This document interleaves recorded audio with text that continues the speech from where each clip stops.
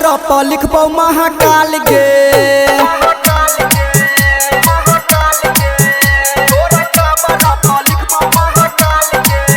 छौरी हमारा नहीं तू ना टाल गे, तोरा काबर पर लिखबो महाकाल गे।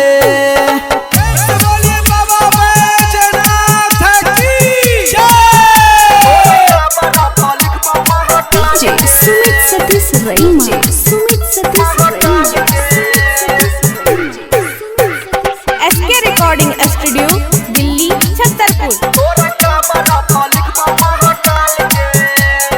हमारा के बाबा के नाम छै क भोला, संगे हम पीसै छियै भांग के गोला। हे गे हमारा के बाबा के नाम छै क भोला, संगे हम पीसै छियै भांग के गोला। तोहर चलत नहीं आई कोनो चाल गे,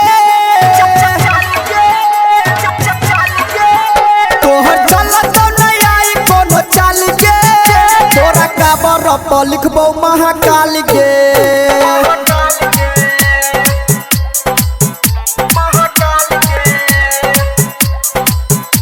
हाँ बिजरिया जय छै क भोला के दीवाना, ललिता दीवाना के कर नहीं तू माना।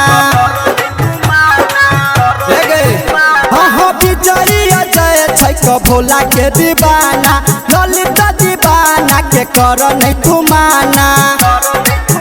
रमेश धारा जतै बाबा पर जल गे,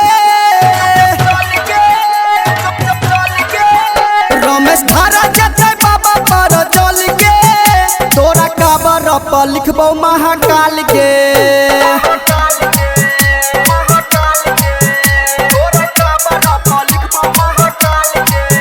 SK recording studio Delhi Chhatarpur. Mobile number 9910 27 77 39। यदि आप चाहते हैं संध्या एंटरटेनमेंट के सभी ऑडियो वीडियो देखें तो चैनल को सब्सक्राइब जरूर करें और बेल आइकन को दबाना ना भूलें।